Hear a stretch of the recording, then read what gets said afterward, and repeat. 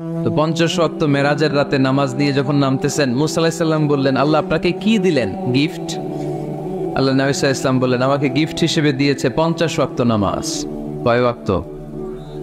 50 ওয়াক্ত। মুসা আলাইহিস সালাম বলে, সর্বনাশ, বলেন কি 50 ওয়াক্ত পড়বে না?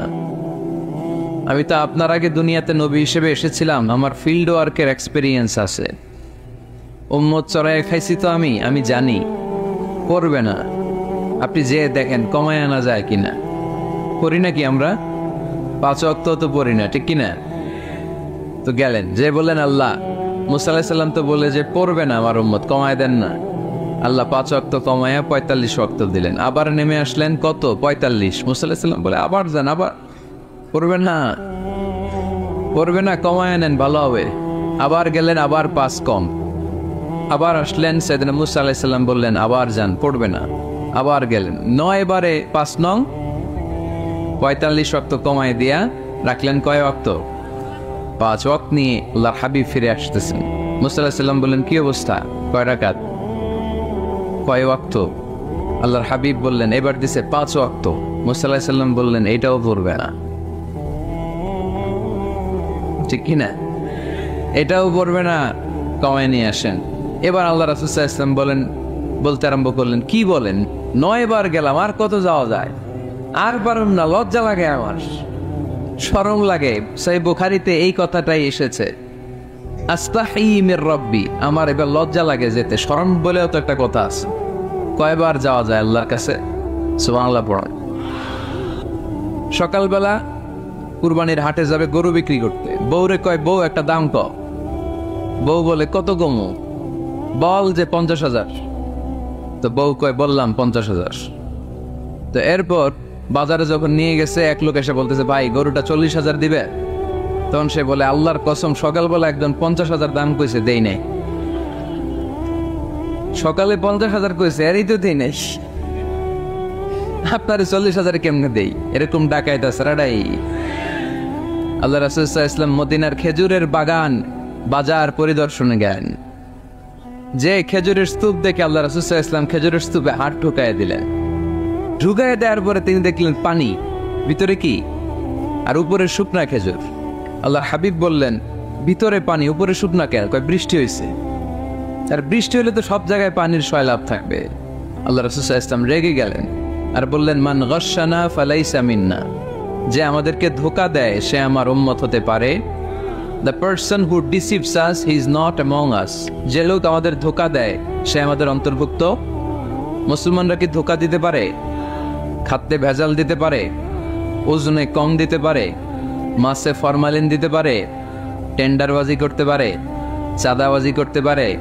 ক্যাসিনোর ব্যবসা করতে পারে? পারে। এজন্য আমরা যেন ধোঁকাবাজি না করি। ধোঁকাবাজে ভরে গেছে বাংলাদেশ। এই ধোঁকাবাজি থেকে আমাদেরকে বেঁচে থাকতে হবে যদি প্রিয় নবীর উম্মত হতে চাই, ঠিক কিনা? তাহলে আল্লাহ তাআলার কাছে সবচেয়ে প্রিয় জায়গার নাম সবাই বলেন। আর সবচেয়ে অপছন্দনীয় জায়গার নাম বাজার। হাদিসটা সহিহ বুখারীতে এসেছে। এমন বাজার যেখানে মদের আড্ডাখানা, যেখানে ক্যাসিনোর ব্যবসা, হারাম ব্যবসা, ওইটা আল্লাহর কাছে অপছন্দনীয়। আল্লাহর হাবিব সাল্লাল্লাহু আলাইহি ওয়াসাল্লামের একটা অভ্যেস ছিল, তিনি কোনো এলাকায় গেলেই প্রথমে একটা মসজিদ বানায় ফেলতেন। সুবহানাল্লাহ পড়ে। তার মানে মসজিদ কেন্দ্রিক তিনি সব করতেন। মস্ক সেন্টার, আগে মসজিদ তারপরে সব। যেমন তিনি মক্কা থেকে যখন মদিনায় হিজরতে আসবেন, মদিনায় ঢোকার আগে কোবা নামক একটা এলাকায় তিনি কয়েক সপ্তাহ ছিলেন। ওখানে এই 2 সপ্তাহের ব্যবধানে একটা মসজিদ বানায় ফেলছেন, মসজিদে কোবা। মসজিদের নাম কি? প্রতি শনিবারে তিনি মসজিদে কোবায় যেতেন, ওখানে যে সালাত পড়তেন। এবং আল্লাহর হাবিব বলেছেন, কেউ যদি, আপনারা যখন মদিনা শরীফে যাবেন, শনিবারে যদি কেউ সকালবেলা আপনারা যে কোবা মসজিদে যে অজু করে, ঘর থেকে অজু করে যে 2 রাকাত সালাত পড়েন, তাহলে উমরা করলে, একটা মাকবুল উমরা করলে যেই সওয়াব, ওই সওয়াব আল্লাহ আমলনামায় দিয়ে দিবেন। কোবা থেকে তিনি মাইগ্রেট করলেন মদিনায়। মদিনাতে যেও তিনি একটা মসজিদ প্রতিষ্ঠা করলেন। মসজিদটার নাম সবাই বলেন, মসজিদে নববী।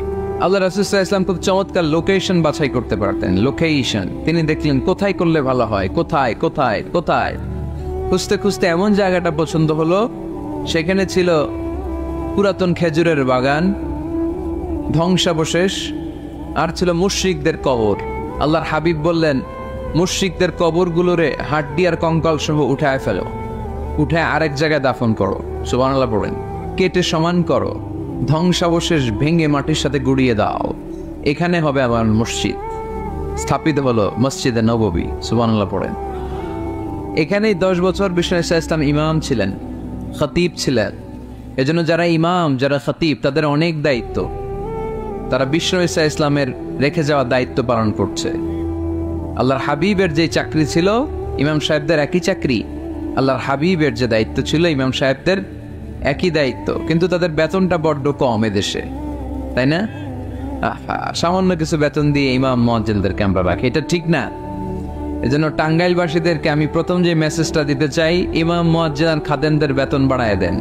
আপনার বেতন বাড়ায় দিবে কে? সভাপতি সাহেব, সেক্রেটারি সাহেব, ক্যাশিয়ার সাহেব বেতন বাড়ান, ওনাদের বেতন বাড়ায় দেন। আপনাদের জীবনে বরকত দিবে কে? ইমাম মানি নেতা। ইমাম মানি কি? নেতার সাথে যদি আমরা খারাপ আচরণ করি, এটা আমাদের জাতির জন্য কখনোই কোনোভাবে কল্যাণকর হতে পারে না। আল্লাহর হাবিব সাল্লাল্লাহু আলাইহি ওয়াসাল্লাম নিজ হাতে মসজিদ তৈরি করলেন। আমাদের মতো টাইলস আর এয়ার কন্ডিশনের মসজিদ, মসজিদে নববী না, এরকম ছিল না। বালুর ফ্লোর। কিসের ফ্লোর? ছাদ ছিল খেজুর পাতার ছাউনি। বৃষ্টি হলে ওই বালুর মধ্যে কাদামাটি হয়ে যেত, আর ওই কাদামাটিতেই দাঁড়িয়ে নামাজ পড়তেন মুহাম্মদ সাল্লাল্লাহু আলাইহি ওয়াসাল্লাম। সাহাবারা বলতেন, আল্লাহর হাবিব যখন নামাজ পড়ে আমাদের দিকে তাকাতেন, রাআইতু আসারা তিনি ফি জাবহাতিহি, আমরা রাসূলের নাকে এবং কপালে দেখতাম কাদার মাটি মিশে আছে। আল্লাহর হাবিব যখন মুসল্লিদের দিকে তাকাতেন, দেখতেন প্রতিটা মুসল্লি সাহাবীর নাকে আর কপালে কাদার মাটি মিশে আছে। তার মানে আমার নবীর বানানো মসজিদ ছিল কাঁচা, কিন্তু মুসল্লি ছিল পাকা। আমাদের মসজিদগুলো পাকা, কিন্তু মুসল্লিরা কাঁচা।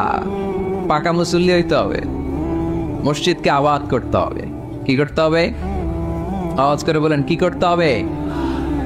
আমরা মিলে, সবাই মিলে যেন মসজিদকে আবাদ করি, আমরা যেন মসজিদ নির্মাণ করি, সবাই যেন মসজিদ আবাদে অংশগ্রহণ করে। এজন্য আল্লাহ বললেন, ইন্নামা ইয়া'মুরু মাসাজিদাল্লাহি মান আমানা বিল্লাহি ওয়াল ইয়াউমিল আখির ওয়া আকামাস সালাতা ওয়া আতাজ যাকাতা ওয়া লাম ইয়াখশা ইল্লাল্লাহ فعسى أولئك أن يكونوا من المهتدين। সুবহানাল্লাহ পড়ে।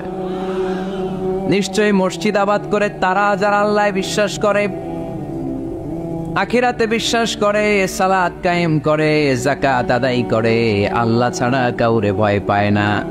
এই 5টা কাজ যারা দুনিয়ার বুকে করে, তারাই হলো আল্লাহর জমিনে মসজিদের আবাদকারী। ঠিক কি না? ফাআসা উলাইকা ইয়াকুনু মিনাল মুহতাদিন, আশা করা যায় এরাই হলো হেদায়েত প্রাপ্তদের অন্তর্ভুক্ত। সুবহানাল্লাহ পড়েন। এদের কাছে আল্লাহর হেদায়েত আছে। 5টা গুণ আর কোয়ালিটিস থাকবে যারা মসজিদের আবাদ করবে। 1 নম্বর গুণ, মসজিদের আবাদকারী যারা হবে তারা বিশ্বাস করবে একজনকে, তিনি কে। আবার তাদের 2 নম্বর গুণ, তারা আখিরাতে বিশ্বাস করবে। মসজিদ যারা আবাদ করবে তাদের 3 নম্বর গুণ, তারা মসজিদে যে জামাতে সালাত আদায় করবে। ঠিক কিনা? মসজিদ আবাদ করে কিন্তু মসজিদে যায় না, এরকম আছে না নাই? মসজিদের সভাপতি যায় না মসজিদে, সেক্রেটারি যায় না, ক্যাশিয়ার যায় না, আছে না নাই? তো এটা কি আবাদ করলেন আপনি? আপনি সভাপতি, আপনার তো আরো আগে যাওয়া দরকার। যাবেন মসজিদে, আপনি সেক্রেটারি, আপনি যাবেন মসজিদে, যাবেন যে নামাজ পড়বেন। আপনি ক্যাশিয়ার, কোষাধ্যক্ষ, যান না কেন আপনি মসজিদে? আপনি যদি মসজিদ আবাদকারী হতে চান, রব্বে কারিমের খাতায় মসজিদ আবাদকারীদের সাথে নিজের নামটা টুকে নিতে চান, তাহলে মসজিদে যান। ঠিক কিনা? এজন্য আল্লাহ বললেন, মসজিদ আবাদকারী তারা যারা আল্লাহর উপর ঈমান আনে, আখিরাতের প্রতি ঈমান আনে, তারা মসজিদে যায়, মসজিদে যে সালাত কায়েম করে। কি করে? সালাত কায়েম করো, ও সালাত কায়েম করো, হবে সম্মানিত তুমি, হবে জান্নাতি তুমি, হবে সম্মানিত তুমি, হবে জান্নাতি তুমি।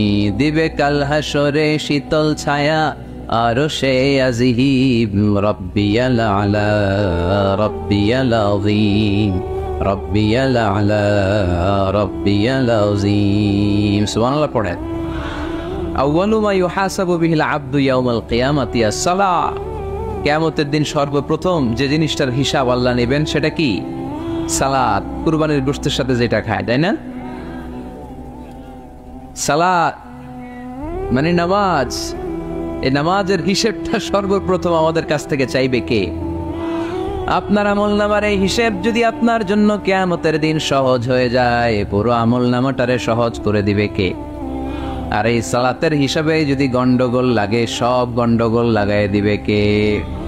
এজন্য আল্লাহ বললেন, মসজিদের আবাদকারী তারা যারা আমার উপরে বিশ্বাস রাখে, আখেরাতে বিশ্বাস রাখে, সালাত কায়েম করে, যাকাত আদায় করে, আল্লাহ ছাড়া কাউকে তারা ভয় পায় না। ওয়ালাম ইয়াখশা ইল্লাল্লাহ, আল্লাহ ছাড়া কাউকে তারা ভয় পায় না। তাদের হৃদয়ে ভয় থাকে একজনের, তিনি কে? ফাআসা উলাইকা ইয়াকুনু মিনাল মুহতাদিন, আশা করা যায় তারাই হেদায়েত প্রাপ্তদের অন্তর্ভুক্ত। ঠিক কি না? কথাটা কার? এখন আমরা মসজিদের আবাদকারী হতে চাই কি চাই না? এই 4-5 জন চান? সবাই মসজিদের আবাদকারী হতে চাই কি চাই না? তাহলে 5টা কাজ করতে হবে। আল্লাহর উপর বিশ্বাস, আখেরাতে বিশ্বাস, মসজিদে যে সালাত আদায়, যাকাত আদায়, আর হৃদয়ে আল্লাহর ভয় ছাড়া আর কারো কোনো ভয় থাকতে পারবে না। সাউন্ড নাই ওখানে? মাইকম্যান কই? কি নাম তোমার মাইকের? দেখি। সুরেলা। নাই কোনো সুর তোমার মাইকে, নাম দিছে সুরেলা। মতিঝিলে মতি নাই, আছে শুধু জিল। সোনার গায়ে সোনা নাই, আছে শুধু বিল। তোমার মাইকে সুর নাই, নাম দিছে সুরেলা। সুর দাও, এদিকে একটু সুর দিয়ে দাও, একটু সাউন্ড দিয়ে দাও, একটু স্ট্রং করে দাও। সুরেলা, সুন্দর নাম দিছো তুমি। আমার নবীর কণ্ঠ ছিল বড় সুরেলা, ঠিক কি না? রাসূল সাল্লাল্লাহু আলাইহি ওয়াসাল্লামের কণ্ঠের তেলাওয়াত শুনে কাফের মুশরিকগুলো পাগল হয়ে যেত, অস্থির হয়ে যেত, এত সুন্দর কণ্ঠ কি করে হয়। এবং রাতের বেলা লুকিয়ে লুকিয়ে আল্লাহর হাবিবের তেলাওয়াত শুনতে যেত। সুবহানাল্লাহ পড়বেন না? হয়েছে? সুরেলা হয়েছে? হয়েছে, আলহামদুলিল্লাহ। তাহলে আমরা সবাই মসজিদ আবাদ করতে চাই। টাঙ্গাইলের ভাইরা আজকে আমাকে বললো যে মসজিদ নাকি আজকে আপনারা আবাদ করবেন। রাজি আছেন তো সবাই? খেয়াল রাখবেন, ইসলামে মসজিদ এটা সবার নাকি আওয়ামী লীগের, বিএনপির, জাতীয় পার্টি, জামাত ইসলাম, পীরের মুরিদ, তাবলীগের ভাই? কাদের? চিল্লায় বলেন কাদের? অনেক জায়গায় দেখেন মসজিদ বানায় আহলে হাদিস জামে মসজিদ। কেন আহলে হাদিস জামে মসজিদ হবে কেন? আবার অনেক জায়গায় হানাফি জামে মসজিদ। কেন? সমস্যা কি আপনাদের? ভাগ করেন কেন? আল্লাহ রাসূল আসছে মিলাইতে, আমরা খালি কোপায় কোপায় ভাগ করে দেই। না, ভাগ করবেন না, সবাই সব মসজিদে ঢুকতে দিবে। আহলে হাদিসের ভাইরা হানাফি ভাইদের সাথে মসজিদে সালাত পড়বে। হানাফি মাযহাব যারা মানে তারা আহলে হাদিসের ভাইদের সাথে সালাত আদায় করবে। ঠেলাঠেলি আছে? কাবা ঘরের সামনে কেউ এইভাবে বকে বাঁধে, আল্লাহু আকবার, এইভাবে দেখছেন না? কেউ এইভাবে, আবার হানাফিরা এইভাবে। মালিকিদের কিছু লোক আছে এরা বাঁধেই না, স্যারেরা কি করবি কর, বাঁধনো না এভাবে। হ্যাঁ, এবার কিছু করারও নাই, এরা ছেড়ে দিয়ে নামাজ পড়ে। তো আল্লাহর ঘর এখানে, প্রতিটা নবীর পদ ধুলি লেগেছে যেই মক্কায়, প্রিয় হাবিবের শ্বাস প্রশ্বাস এখনো মিশে আছে এই কাবা ঘরে। আল্লাহর ঘর কাবা বাইতুল্লাহ, ওখানে দাঁড়িয়ে কেউ এখানে, কেউ এখানে, কেউ এখানে, কেউ বাদেই না, কেউ আমিন জোরে, কেউ আসতে। কোনো ঠেলাঠেলি আছে? তো বাংলাদেশে ঠেলাঠেলিটা আনলো কে? কেন এই ঠেলাঠেলিটা করেন? কথা কি বুঝেন?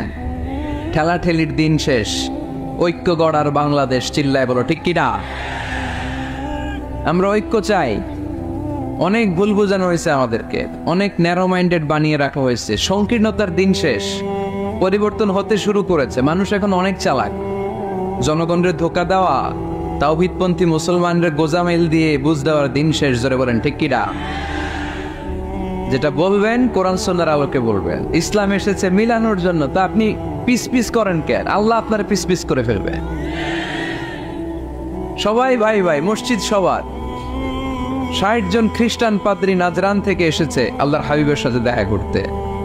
জায়গা নাই, কই বসতে দিবে? কোনো জায়গা না পেয়ে ৬০ জন খ্রিস্টানের জন্য আল্লাহর হাবিব সাল্লাল্লাহু আলাইহি ওয়াসাল্লাম মসজিদে নববীর দরজা খুলে দিয়ে খ্রিস্টানদেরকে মসজিদে ঢুকতে দিয়েছেন। মসজিদে নববীতে খ্রিস্টান ঢুকতে পারে, আর আমাদের আহলে হাদিস মসজিদে হানাফি বাইরে ঢুকতে পারে না। হানাফি ভাইদের মসজিদে আহলে হাদিসের বাইরে ঢুকতে পারে না। এটা আপনি পেয়েছেন কোথায়? কেন করেন এগুলো? বাদ দিয়ে দেন। আমরা সবাই এক। চিল্লায় বলেন ঠিক কিনা? আপনারা কি ঐক্য চান নাকি কিলাকিলি করবেন? আমরা কিলাকিলি চাই, বিভেদ চাই, হিংসা চাই, আর কোনো ঝগড়া মারামারি চাই? আমরা চাই ঐক্য। চিল্লায় বলেন কি চাই? আল্লাহ তুমি ঐক্য প্রতিষ্ঠার তৌফিক আমাদেরকে দান কর।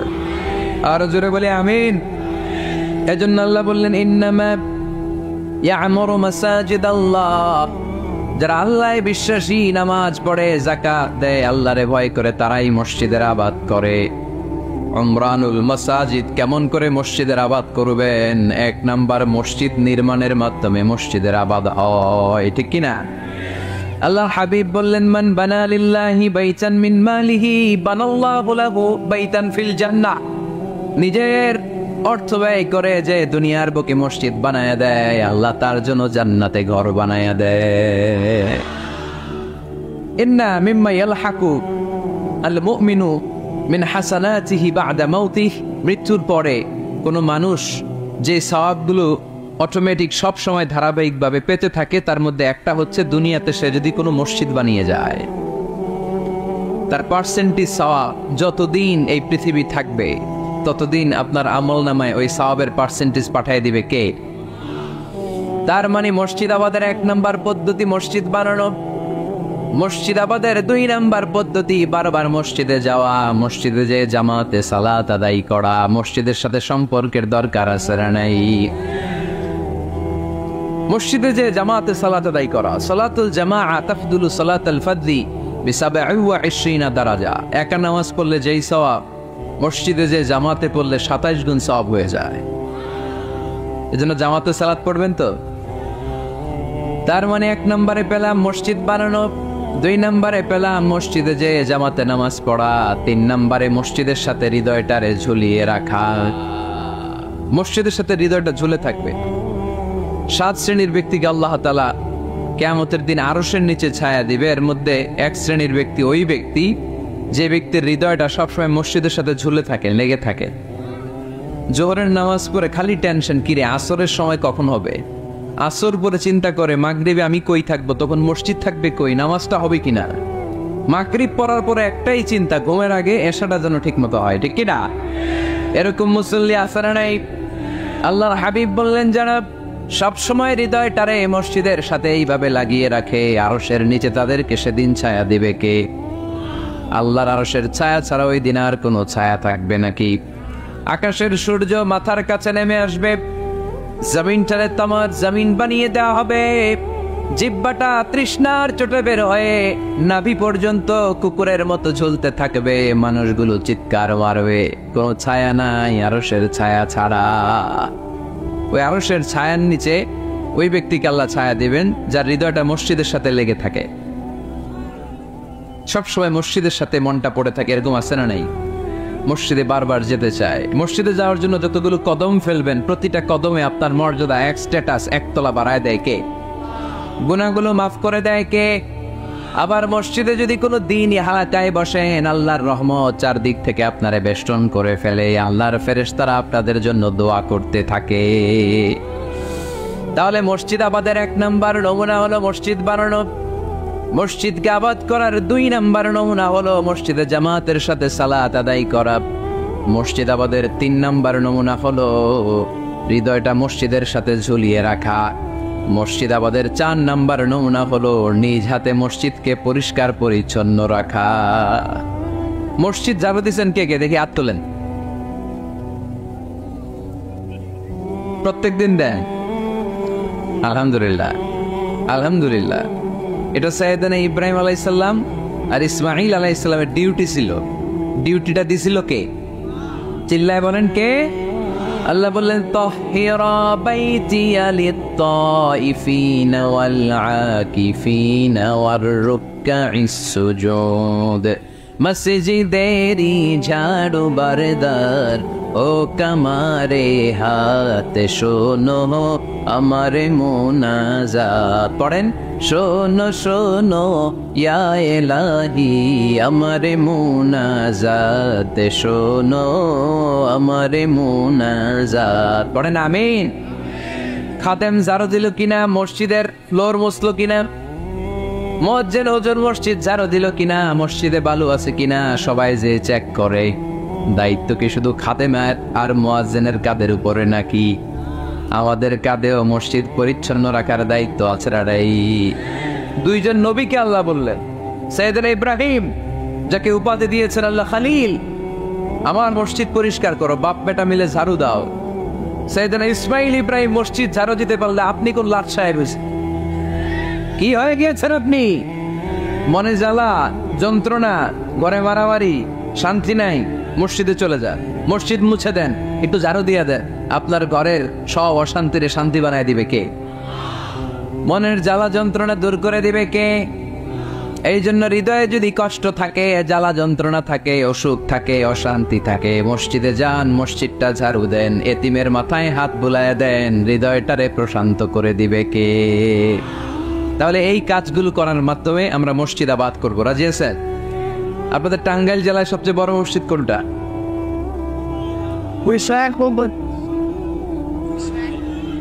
201 গম্বুজ। কই এটা? গোপালপুর, ছাওয়াইল গোপালপুর। কে করছে এটা? কে বানাইছে? ও, ইসলামিক ফাউন্ডেশনের কর্মকর্তা রফিকুল ইসলাম। কি করে? বেঁচে আছে? আজকের এই মাহফিলের পক্ষ থেকে ওনাকে জানাই সশ্রদ্ধ সালাম। যাবো ইনশাআল্লাহ। তো এরকম ভালো ভালো মসজিদ, সুন্দর মসজিদ বাংলাদেশে হোক, আমরা চাই না? সবাই চান। তো চাই, আওয়াজটা এতটুকু। এরকম সুন্দর মসজিদ এদেশে আরো নির্মিত হোক, চাই কি চাই না? মসজিদে আমরা যাব, মসজিদে আমরা আবাদ করবো। মসজিদ নিয়ে আজকে অনেক কথা আছে, কেউ উঠবেন না, মজার কথাগুলো শেষে রেখে দিছি। যারা উঠবেন এদের মিস, উঠবেন না, বসেন। মসজিদে যে আমরা যাব, কিছু আদব মেনটেন করে যেতে হবে, ঠিক কিনা?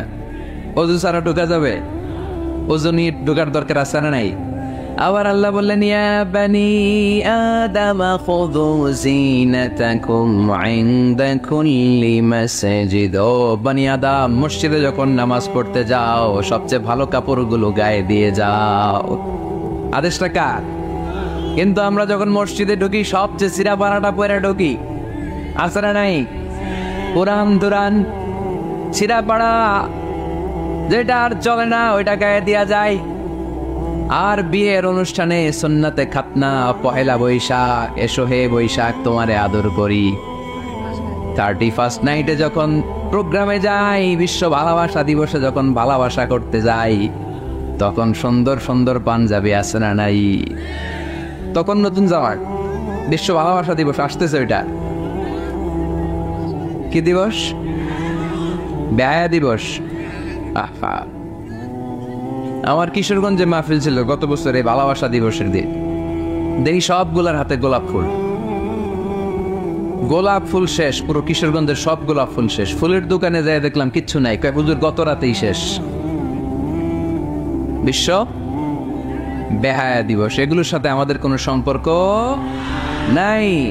আমাদের সবচেয়ে ভালো জামাটা আমরা মসজিদে পরে যাব। আমরা দুনিয়ার কাউরে দেখাতে চাই না, আমরা যা করি দেখাতে চাই একজনকে, তিনি কে? তাহলে মসজিদের প্রথম আদব ওযু করে ঢুকবো। 2 নাম্বার আদব, সব চাইতে ভালো জামাটা গায়ে দিয়ে মসজিদে ঢুকবো। 3 নাম্বার, ঢোকার সময় বাম পা দিয়ে ঢুকবো। কোন পা? আর বের হওয়ার সময় বিশ্বনবী বললেন, মসজিদে যখন ঢুকবে এই দোয়াটা পড়ো, আউযু বিল্লাহিল আযীম وبوجهه الكريم وسلطانه القديم من الشيطان الرجيم এই চারটা শব্দ দিয়ে এই দোয়াটা যে পড়বে, এই দোয়াটা পড়ার সাথে সাথে শয়তান চিৎকার মারে আর ঘোষণা দেয়, আজকের দিনের জন্য আমার ওয়াসওয়াসা থেকে তুই মুক্ত হয়ে গেলি। আফসোস করে শয়তান বলে, তোরে তো আর কিছু করা গেল না, তোর উপরে আর কোনো খবরদারি নাই, আজকে সারা দিনের জন্য তোর রবের কাছ থেকে তুই প্রোটেকশন পেয়ে গেলি, আজকে শেষ, কালকে ধরবো তরে, কালকে ধরবো, আজকে শেষ। এই জন্য এই দোয়াটা পড়বেন, আউযু বিল্লাহিল আযীম ওয়া বিওয়াজহিল কারীম ওয়া সুলতানিহিল কাদীম মিনাশ শাইতানির রাজীম। এই রেকর্ড হইতেছে, ইউটিউবে শুনে নিন, এটা পড়বেন। এরপরে নবীর একটা সালাম দিবেন, আসসালামু আলাইকা আইয়ুহান নবী ওয়া রাহমাতুল্লাহি ওয়া বারাকাতুহু। তারপরে ডান পা দিয়ে ঢুকবো আমরা। মসজিদে ঢোকার সময় কোন পা? সবাই বলেন আরো জোরে, মনে থাকবে, ভুল হবে না তো? আর ডান পা দিয়ে পড়বো, আল্লাহুম্মা ইফতাহ লি আবওয়াবা রাহমাতিক, ও আল্লাহ তোমার রহমতের দরজা আমার জন্য খুলে দাও। পড়ে না আমিন। আর যখন বের হব তখন বাম পা দিয়ে বেরোবো, কোন পা? সবাই বলেন, মনে থাকবে? ছেলে মেয়েদেরকে শিখানো যাবে? বাচ্চারা কি শিখাবেন? ঢোকার সময়, বের হওয়ার সময়, ঢোকার সময়, বের হওয়ার সময়, আর বের হওয়ার সময় পড়ব, আল্লাহুম্মা ইন্নী আসআলুকা মিন ফাদলিক, আল্লাহ আমি আপনার কাছে ফদল চাই। ঢোকার সময় রহমত চাই, বের হওয়ার সময় ফদল। ফদল মানে রিজিক। রিজিক কি মসজিদে থাকে না মসজিদের বাইরে? এজন্য আল্লাহ বলেন, ফাইদা কুদিয়াতিস সালাতু ফান্তাশিরু ফিল আরদি ওয়াবতাগু মিন ফাদলিল্লাহ ওয়াযকুরুল্লাহা কাসীরান লাআল্লাকুম তুফলিহুন। যখন সালাত শেষ হয়ে যায়, জমিনের মধ্যে ছড়িয়ে পড়ো, জমিনে কাজ কর্ম শুরু করে দাও, কর্মচাঞ্চল্যতা দিয়ে জমিনটাকে ভরে তোলো, আর আল্লাহর কাছে ফদল চাও, রিজিক চাও। রিজিকের মালিককে। তাহলে মসজিদে কি পাওয়া যায়? রহমত। ওই একজন কয় রিজিক না, রহমত। মসজিদে কি পাওয়া যায়? সবাই বলেন, এটার ক্লাস মনে করবেন, তাহলে খেয়াল থাকবে। মসজিদের ভিতরে কি পাওয়া যায়? পাওয়া যায় রিজিক। চিল্লায় বলেন, বাইরে কি পাওয়া যায়? এজন্য ঢোকার সময় রহমত চাবো, বের হওয়ার সময় রিজিক চাবো। ঢোকার সময় ডান পা, বের হওয়ার সময়, মনে থাকবে? আর মসজিদে ঢুকেই 2 রাকাত, ঢুকেই 2 রাকাত। দুখুলুল মসজিদ, তাহিয়াতুল মসজিদ, তাহিয়াতুল উযু, যেই নাম দেন। ওযু করলেই, মসজিদে ঢুকলেই, মনে থাকবে? বলে যাবেন তো আপনারা, কেন থাকবে? মসজিদে ঢুকলেই 2 রাকাত পড়তেন বিশ্বনবী মুহাম্মদ সাল্লাল্লাহু। বিশ্বনবী জুমার খুতবা দিচ্ছেন, হঠাৎ এক সাহাবী খুতবা চলাকালীন সময়ে মসজিদে ঢুকেই বসে পড়লেন। বিশ্বনবী বললেন, দাঁড়াও। নিজের খুতবা বন্ধ করে দিয়ে সাহাবীরে বললেন, দাঁড়াও, 2 রাকাত পড়েছ নাকি? সাহাবী বলে, পড়ি নাই। বিশ্বনবী বললেন, তাড়াতাড়ি করে চটজলদি করে 2 রাকাত পড়ে নাও। খুতবা, জুমার খুতবা চলতেছে, খুতবা থামিয়ে দিয়ে খুতবার নিরবিচ্ছিন্নতাকে ভঙ্গ করে আল্লাহর হাবিব সাল্লাল্লাহু আলাইহি ওয়াসাল্লাম 2 রাকাত পড়তে বললেন। এটা খুবই জরুরি, পড়বেন, খুতবা চলাকালীনও পড়বেন। যদিও আমাদের দেশের অনেক জায়গায় এটার সুযোগ দেয় না, বলে যে লাল বাতি জ্বলন্ত অবস্থায় নামাজ পড়া নিষেধ, নিজেরা বানাইছে নিষেধ। তো পড়তে না দিলে বারান্দায় পড়েন, যেহেতু খুতবা শোনারও গুরুত্ব আছে। হানাফি মাযহাবে খুতবাটারে ওয়াজিব বলে, খুব গুরুত্ব দেয়। এজন্য বলে যে এটা বেশি গুরুত্বপূর্ণ ওই নামাজের চেয়ে। এটা হচ্ছে ওনাদের দলিল, কিন্তু ওই দলিলটা বেশি শক্তিশালী যে মসজিদে ঢুকেই 2 রাকাত পড়তে হয়, ঠিক কিনা? এজন্য মসজিদে ঢুকেই আমরা 2 রাকাত পড়ব। তাহলে প্রথমে ওযু করে নিলাম, সুন্দর জামা পরলাম, ডান পা দিয়ে মসজিদে ঢুকলাম, ঢুকেই 2 রাকাত পড়লাম। এই সবগুলো আদেশ বিশ্বনবী আমাদের জন্য দিয়েছে, ঠিক কিনা? আবার বিশ্বনবী নিষেধ করেছে কবরের উপর যেন কখনো কেউ মসজিদ না বানায়। লাআনা রাসূলুল্লাহ সাল্লাল্লাহু লাআনাতুল্লাহি আলাল ইয়াহুদ ওয়ান নাসারা ইত্তাখাযু কুবুর আমবিয়াইহিম মাসাজিদা। আল্লাহ তাআলা ইহুদি নাসারাদের উপর লানত দিয়েছে। কি দিয়েছে? লানত। কারণ তারা তাদের নবীদের কবরের উপরে মসজিদ বানায়, ওইখানে নামাজ পড়ে। কবরস্থানে নামাজ পড়া যায়? কবরের উপরে নামাজ পড়া যায়? বাংলাদেশে আছে না নাই? ছোট্ট এতটুক মসজিদ, 2 কাতারের এত বড় কবরস্থান, ইয়া লাল সালু নীল সালু, আগরবাতি আর গোলাপ জলের গন্ধে ঢোকা যায় না, আছে না নাই? ওখানে যে আগরবাতি জ্বালায় দেয়, গোলাপ জল ঢেলে দেয়, আছে না নাই? কবরস্থানে বা মাজারে কেন মোমবাতি দেয় মানুষ আমি জানি না। যিনি কবরে শুয়ে আছেন ওনার কাছে কি আলো যায়, মোমবাতির আলো? তো ওনারে দিছেন কেন? এটা তো যে সমস্ত ঘরে এখনো ইলেকট্রিসিটি পৌঁছে নাই, বাচ্চারা পড়াশোনা করতে পারেন, এদের ঘরেই না আপনি মোমবাতি দিবেন। তাহলে আপনার বাবার কবরটারে আলো দিয়ে ভরে দিবে কে? মাজারে যে অনেকে টাকা দেয়, মানত করে, মাজারে টাকা দেয়া যায় না, মানত করা যায় না, মানত করতে হয় একজনের নামে। চিল্লায় বলেন তিনি কে? খবরদার, এগুলো থেকে সাবধানে থাকতে হবে। মাজার জিয়ারত করা সুন্নাহ, কবর দেখলেই সালাম দেয়া সুন্নাহ, জিয়ারত করা সুন্নাহ। এর জন্য দোয়া চাইবেন, নিজের জন্য আল্লাহর কাছে দোয়া চাইবেন, এর জন্য দোয়া করবেন, নিজের জন্য দোয়া করবেন। কিন্তু মাজারে পড়ে থাকা লোকটার কাছে কিছু চাওয়া যায়? আল মাইয়িতু ফিল কবর কাল গরীকি ফিল বাহর।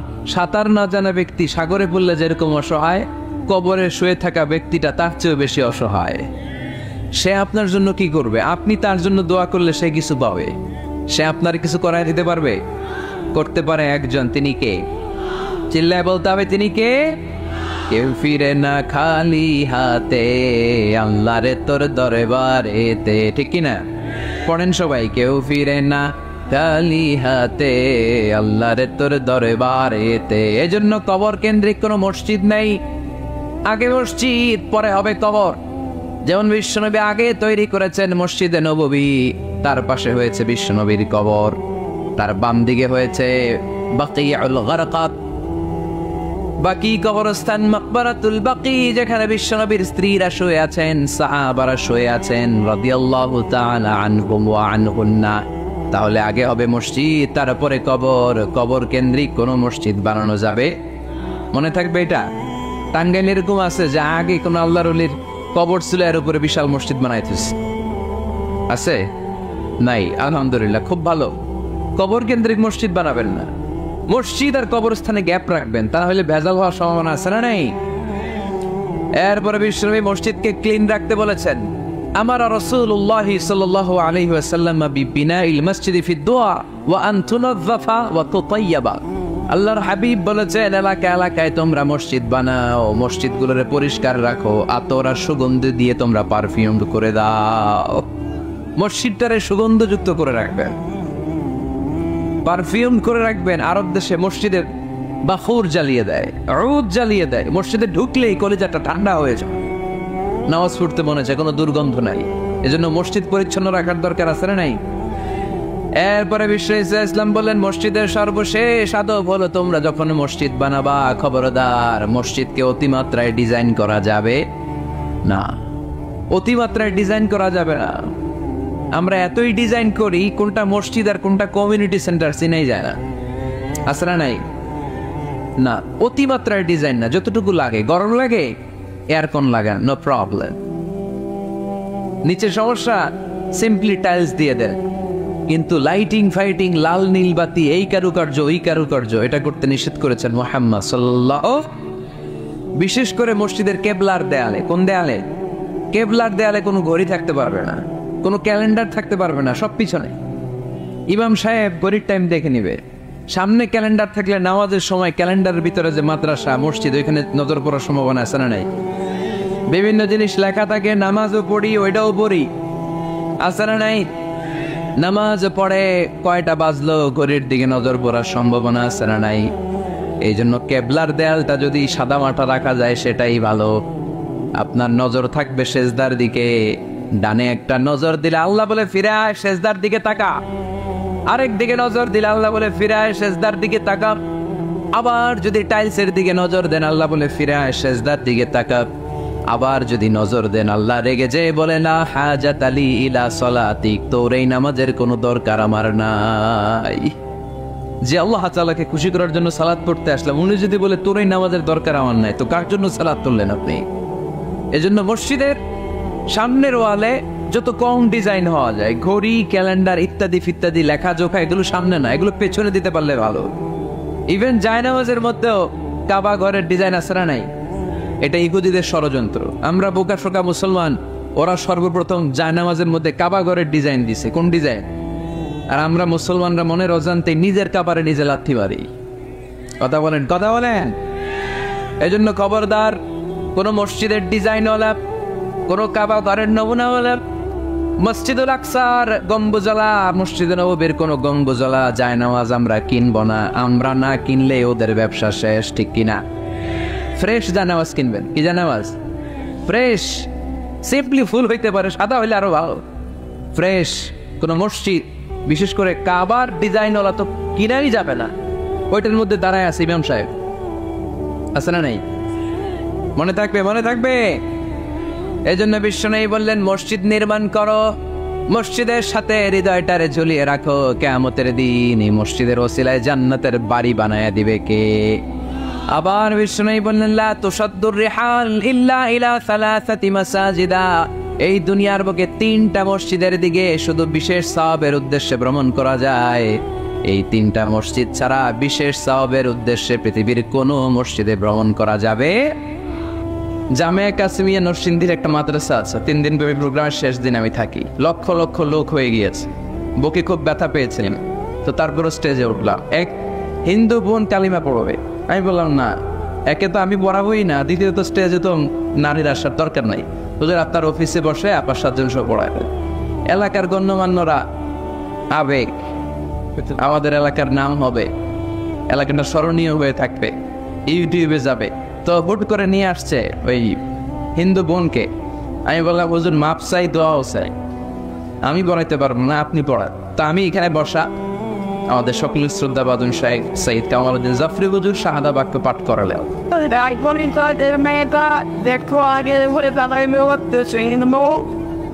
মুসলমান হবে, আমাদের আজকের প্রধান বক্তা হবে, মুসলমান হবে। প্রধান বক্তার বক্তব্য এখানে আছেন, আমি এখানে বলবো আপনি বলেন আমার সামনে একটু এই সোনামণিরা এর পরের দিন হাইলাইট করে দিল, মিজানুর রহমান আজহারের হাতে হাত রেখে এক হিন্দু বোনের কালিমা পড়ে মুসলমান। কথা কি সত্য না অসত্য? অসত্য। লক্ষ্মীপুরের রামগঞ্জ থানায় সারা জেলা থেকে লোকজন এসে প্যাক্ট। বাদ মাগরিব আলোচনা করেছেন আমির হামজা ভাই, বাদ এসা করেছেন আবু নসর আশরাফি সাহেব, সবশেষে আমি গেলাম। যাওয়ার পরে শুনলাম এক ফ্যামিলির 11 জন। কয়জন? 11। তো এখানে যদি কয় হুজুর এক ফ্যামিলির 10 জন হিন্দু, আমি এদেরকে চিনি, বাড়ি কই জানি, জীবনে দেখেছি। জানেন তো আপনারা, জানে কমিটি, এই কমিটি জোরাজোরি শুরু। তো জোরাজোরি করলো, হুজুর আমির হামজা ভাইয়ের হাতে হাত রেখে 4 জন হয়েছে, বাকি 7 জন আপনার হাতে হাত রেখে। আমি বললাম, মাপ চাই, কোথাও চাই, হাত কি চাই, দেওয়াও চাই, আমি পারবো না, রেস্ট্রিকশন আছে। তো বললো, তাহলে হামজা ভাই বসা, এখানে আবু মুসা আশরাফি ভাই পড়, এতটুকু অনুমতি দেন আপনার অফিস দিয়েছে। ওকে।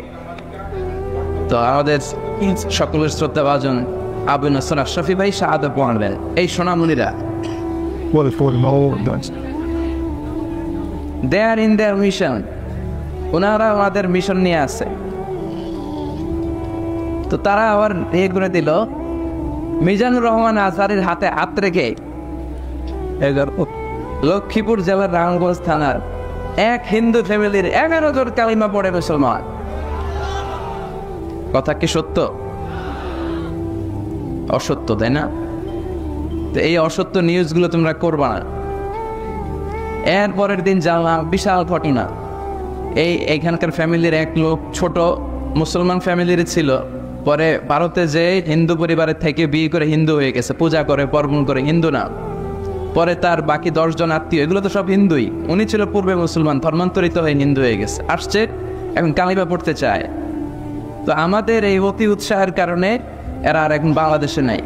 The government push them back to India, পাঠাই দিচ্ছে ইন্ডিয়াতে, চলে গেছে। তো অতি উৎসাহ ভালো না, আবেগ ভালো, বেশি আবেগ ভালো না। আবেগ আর বিবেকের সংমিশ্রণে কাজ করতে হবে। এদেশে আলেম ওলামাদের মধ্যে এমনিই কাদা ছড়াছড়ি। আমি প্রায়ই বলি যে আমাদের ব্রড মাইন্ডেড হওয়া উচিত।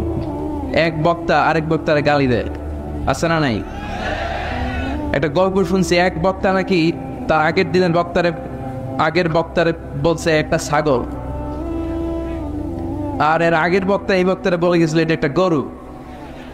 তো রাতে খাবারের সময় এদেরকে ঘাস আর ভুসি দিছে এন্তেজামি কমিটি। তো এরা ঘাস আর ভুসি পেয়ে অবাক, এই ঘাস আর ভুসি খায় নাকি? বুঝলেন, উনি বলছে আপনারা ছাগল আর আপনি বলছেন ওনারা গরু। এর চেয়ে বাহতা অর্থ আমাদের কাছে নেই। আফসোস আফসোস, কপাল পড়া। আগে সাধারণ লোকজন হেদায়েতের জন্য আমাদের কাছে দোয়া চাইতেন, এখন সাধারণ লোকজন আমাদের হেদায়েতের জন্য দোয়া করে। সম্মানিত আলেম ওলামা যারা আছেন, কাদা ছোড়াছুড়ি আসুন বন্ধ করে দেই।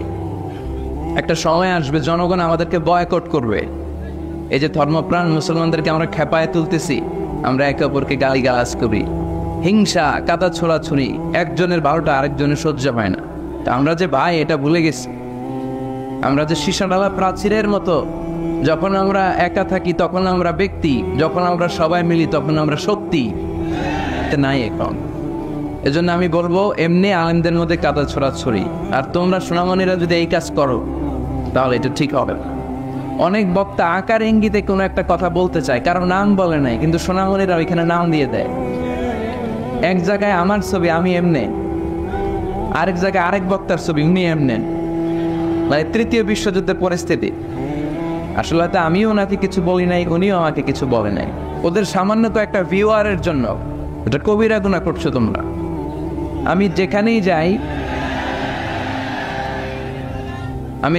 যাই আল্লাহর মেহেরবানি যুবক ভাইরা, আম জনতারা সেখানে কথা শুনতে আসে। এটা আমার সৌভাগ্য যে লোকজন আমাকে শুনতে যায়। ইটস মাই প্লেজার, আর শুকরুলিল্লাহ, আলহামদুলিল্লাহ। এরপর এই ইউটিউবাররাও যায়, তাদেরকে আমি কিছু বলি না। তো আমি কাউকে বাদ দেই নাই। অনেক আলোচক আছে, ওনারা ওনাদের রেস্ট্রিক্টেড 1-2টা ক্যামেরা রাখতে দেয়। তা আমি স্টিল নাও বারবার ওদেরকে সতর্ক করছি, কিন্তু আমার নিজস্ব কোনো চ্যানেলও নাই। আমি ওদেরকে সুযোগ দিয়ে যাচ্ছি, কিন্তু সুযোগ পেয়ে ওরা যদি ঘাড়ের মধ্যে পাড়া দিয়ে বসে তাহলে কি আর সুযোগ দেওয়া যাবে? খবরদার। This is the last warning from Mizanur Rahman Azhari to all the YouTube channel owner. আমি অনেক ইউটিউব চ্যানেলের টাইটেল দেখেছি যে টাইটেলগুলো খুবই বিভ্রান্তিকর। যেই টাইটেল তারা দেয় ভিতরে ওই কন্টেন্ট পাওয়া যায় না। অনেক ইউটিউব চ্যানেল, সবার নাম নেওয়া সম্ভব না, আমি 2-1টা দেখেছি। এসআই মিডিয়া টিভি আসো এখানে?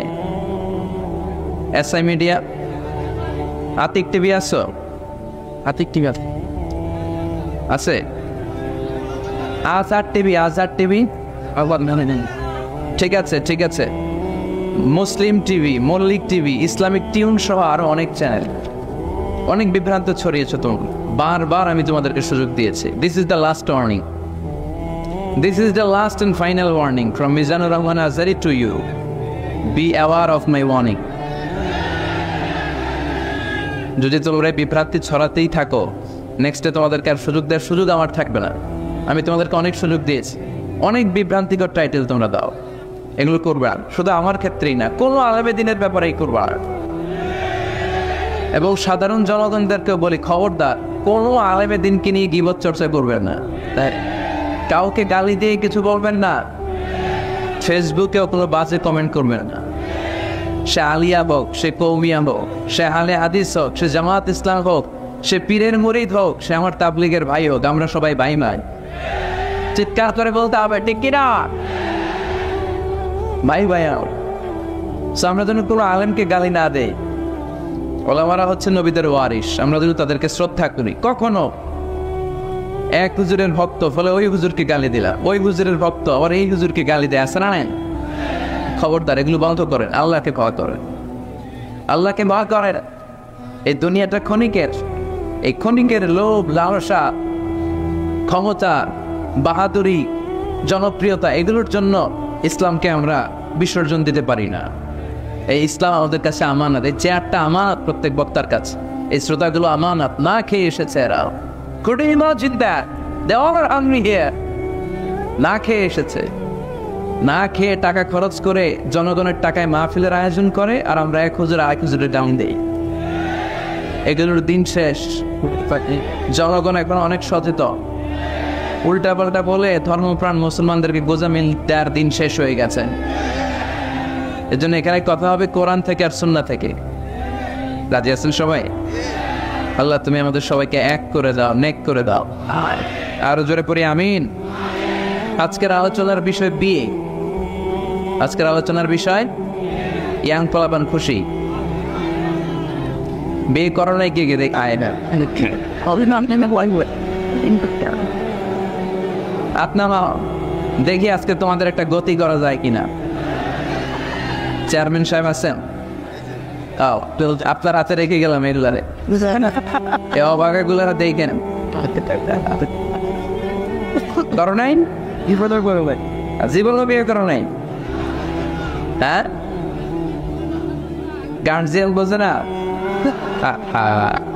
কি কষ্ট রে ভাই। আচ্ছা, আজকে তোমাদের দেখি একটা গতি করা যায় কিনা। বিয়েটাকে সহজ করে দেয়, সময় খুব কম, আজকে ভিজিবিলিটি নাই। আমি এয়ারপোর্টে এসে বসে আছি, হেলিকপ্টার ফ্লাই করার 1.5 ঘন্টা আগে। লেস ভিজিবিলিটিতে ফ্লাই করা যায় না। ধোঁয়াশা, কুয়াশা আর ধোঁয়া দুটা মিলে কি হয়? ধোঁয়াশা।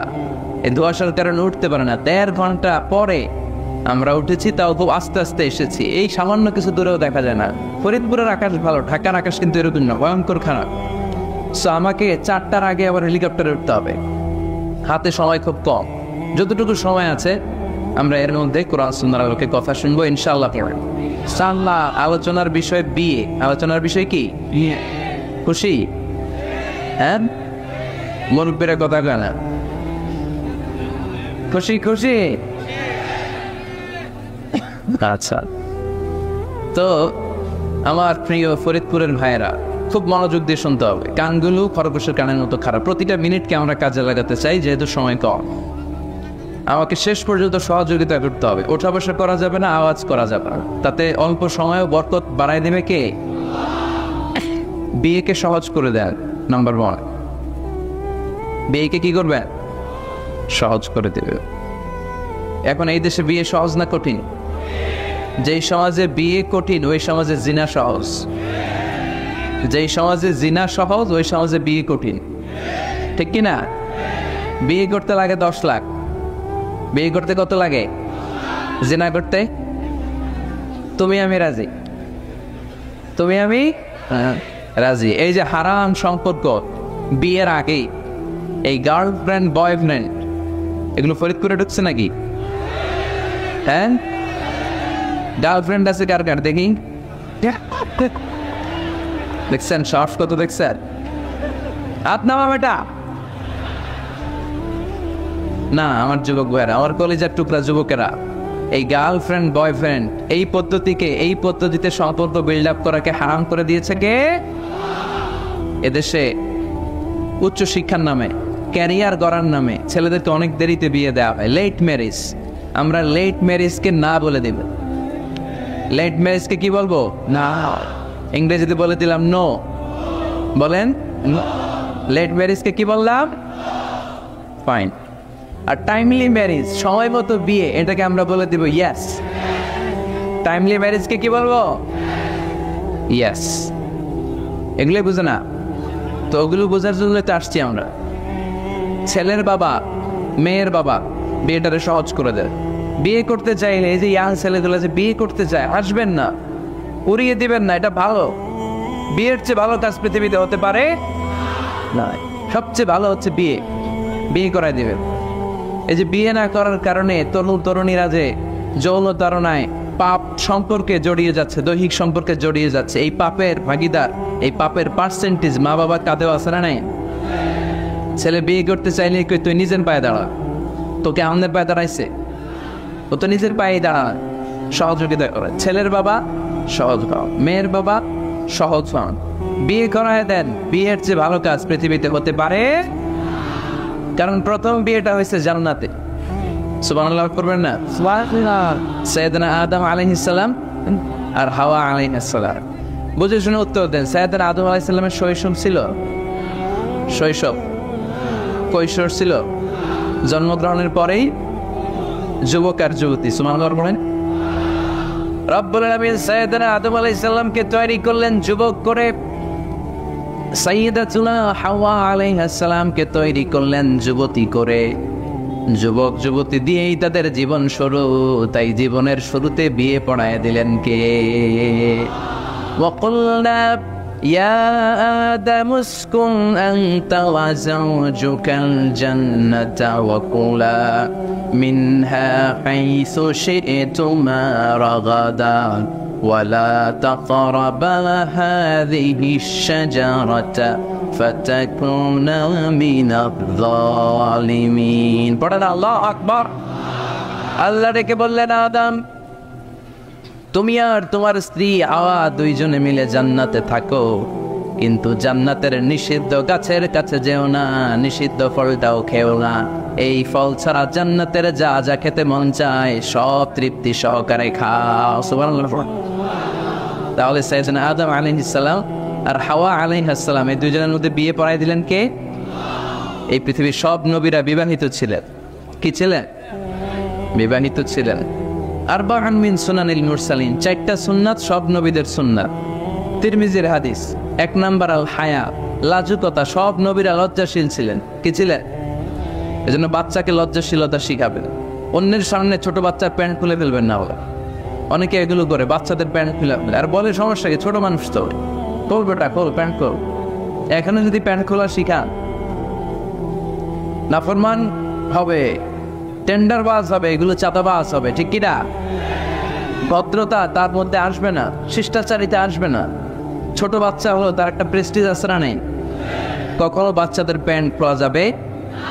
আল হায়া, লাজুকতা। বিষ্ণু ঈসা ইসলাম আম্মাজান হালিমাতুস সাদিয়া রাদিয়াল্লাহু তাআলা আনহার বাড়িতে লালিত পালিত হয়েছেন 5টি বছর। বিষ্ণু ঈসা ইসলামের দুধমা হালিমাতুস সাদিয়া বলে, এই কুরাইশি মুহাম্মদকে এনে দুধ খাওয়াতাম, কিন্তু এই ছোট্ট মুহাম্মদ কখনো কাঁদে না, ব্যথা পেলেও কাঁদে না, ক্ষুধা লাগলেও কাঁদে না। শুধু মুহাম্মদের লজ্জাস্থানের জায়গা থেকে কাপড়টা সরে গেলে শিশু মুহাম্মদ চিৎকার দিয়ে ওঠে। লজ্জাশীল ছিলেন। 4টা সুন্নাত সব নবীদের ছিল। লাজুকতা। 2 নাম্বার আসিওয়াক, মেসওয়াক। মেসওয়াক করেন তো? 3 নাম্বার আত্তাআতুর, আতর মাখা। আতর মাখেন তো? 4 নাম্বার নিকা, বিয়ে করা। সব নবীরা বিয়ে করেছে। সুবহানাল্লাহ।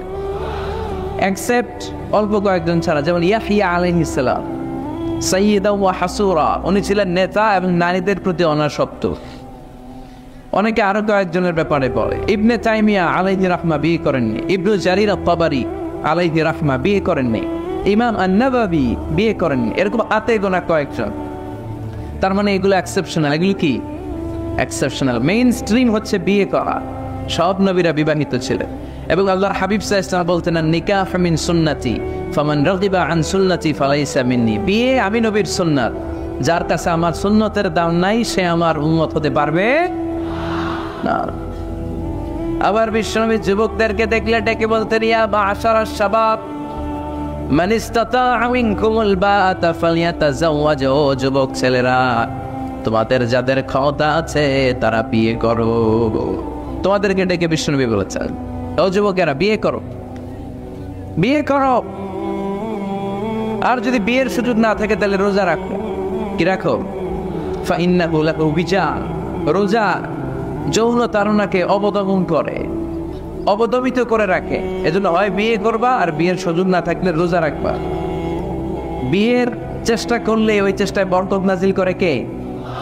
সালাসাতুন হাক্কুন আলাল্লাহি আউনুহু। 3 শ্রেণীর ব্যক্তিকে সাহায্য করা আল্লাহ নিজের উপর আবশ্যক করে ফেলেছেন। নিজের জন্য আবশ্যক 3 শ্রেণীর ব্যক্তিকে সহায়তা করা। এর মধ্যে 1 শ্রেণী হচ্ছে আন-নাকিহ আল্লাযী ইউরিদুল আফাফ, এমন যুবক যে বিয়ে করার মাধ্যমে নিজের চরিত্রকে বাঁচাতে চায়। আল্লাহ বলে, ওই যুবককে সাহায্য করা আমি আল্লাহ আমার উপর খরচ করে ফেলেছি। এজন্য যুবক ছেলেরা বিয়ে ট্রাই কর, সহজ করে দিবে কে? বিয়ে করলে রিজিকে বরকত দেয় কে? ইলতামিসু আর-রিজকা বিন-নিকাহ। তোমরা বিয়ে করার মধ্য দিয়ে আল্লাহর কাছে রিজিক তালাশ কর। বিয়ে করলেই বরকত দেয় কে? চিল্লায় বলতে হবে কে? আবার বিষ্ণু ঈসা ইসলাম বললেন, যে বিয়ে করলো তার দিনের অর্ধেক পরিপূর্ণ করে দিল কে? ইযা তাযাওয়াজাল আবদু ইস্তাকমালা দীনুহু নিসফু দীনিহি। যে ব্যক্তি বিয়ে করলো তার দিনের অর্ধেক পূর্ণ করে দিল কে? ফালিয়াত্তাকিল্লাহা ফিন নিসফিল বাকি। তার দিনের অর্ধেক পূর্ণ হয়ে গিয়েছে, এবার সে তার দিনের বাকি অর্ধেক নিয়ে টেনশনে থাকুক। সুবহানাল্লাহ পড়ে।